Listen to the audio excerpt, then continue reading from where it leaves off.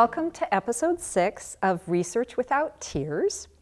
In this episode, we're going to talk about doing on-time, complete, and correct works cited lists or sources. And if you do your sources well, and if you do them early, that would be really great, or even just doing them on time, it can really help you with the whole research process. But if you don't do them well, if you're sloppy or if you are late, it can really hurt you, because if you're behind now, it's just going to keep snowballing and you'll get more and more behind. So it's very important to take this part of the assignment seriously and to try to do it even early. It's not a big deal. You can do it fast, but if you can take the time to do it well, that would be a very good idea. So I'm, in this video, going to give you 5 tips for doing it well, and then I'm going to suggest a step-by-step process. So the first tip is maybe something that you've already done, hopefully, which is to get to the library as soon as possible. I emphasize books. And you can use Google Books, that's fine, but not everything exists on a Google Book, and libraries often have more up-to-date stuff than what Google Books can offer. So if you get to the library quickly, you'll see what the library has, and leading to tip number 2, once you're at the library, you'll see not only what they have in theory in their card catalog or on their online database, but also what's actually on the shelf, what you can actually have access to. And that's really important, because it's one thing if they own it, but it's another thing if it's actually checked out for the next month, because that doesn't help you. And in some classes, students, large classes of mine, students who have the same research topic, sometimes the student who gets there early cleans out the whole shelf, and then you don't have access to the books that the library owns.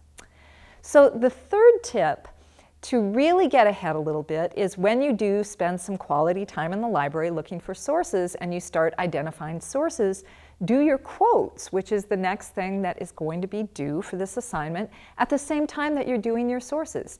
That will give you a quick idea of whether a source is useful or not.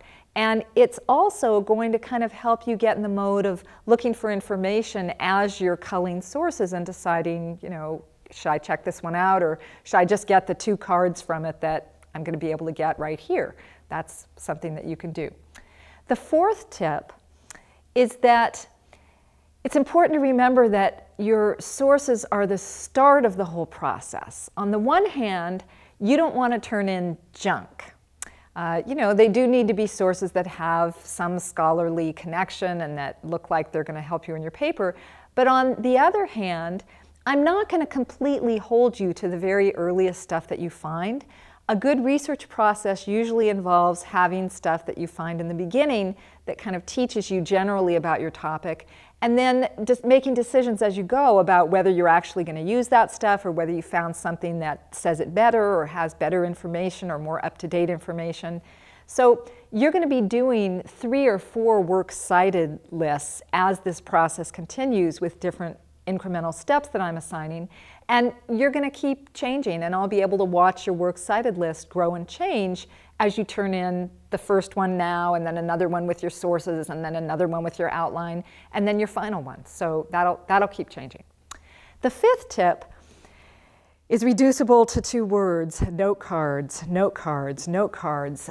It's essential that you put every source on its own note card.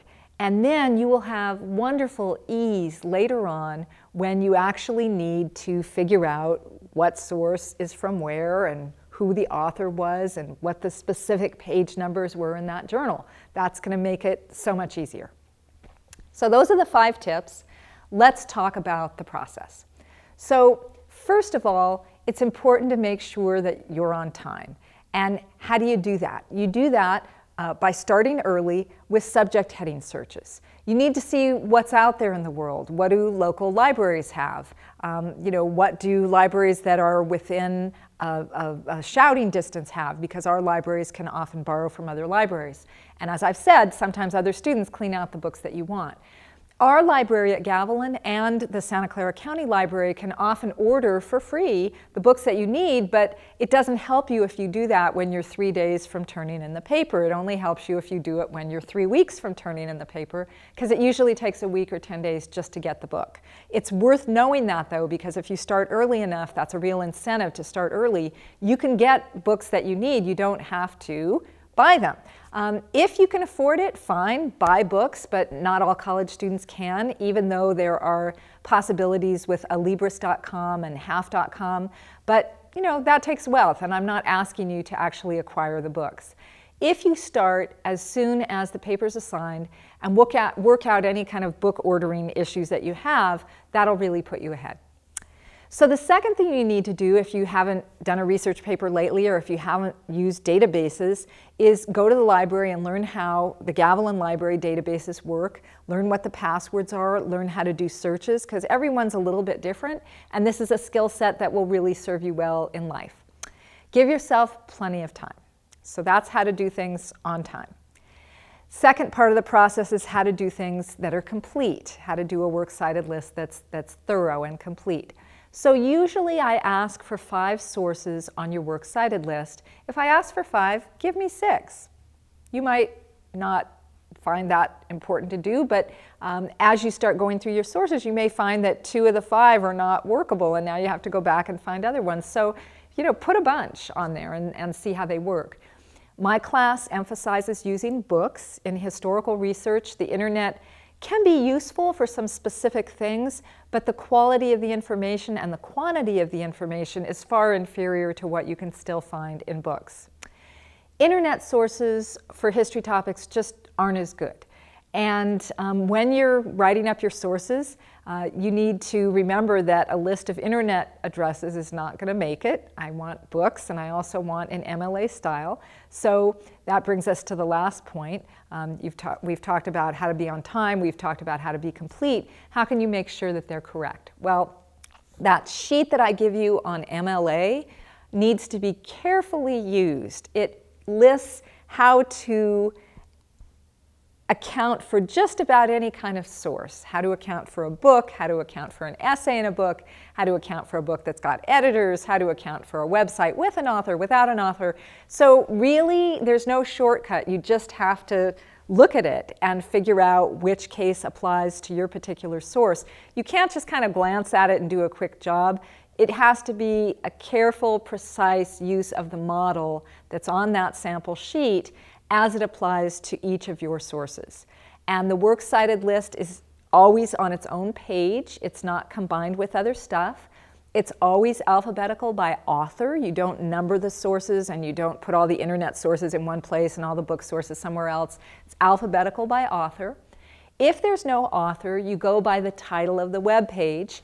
And in class, we'll go over what is the title, how do you find the title, but generally speaking, whatever you're using, whatever block of text you're using, has something on the top of it that refers to what's in that text. That's the title. It's not the name of the web page. It's not even necessarily the name of the page. It's whatever little headline relates to your content. So I'll demonstrate this in class.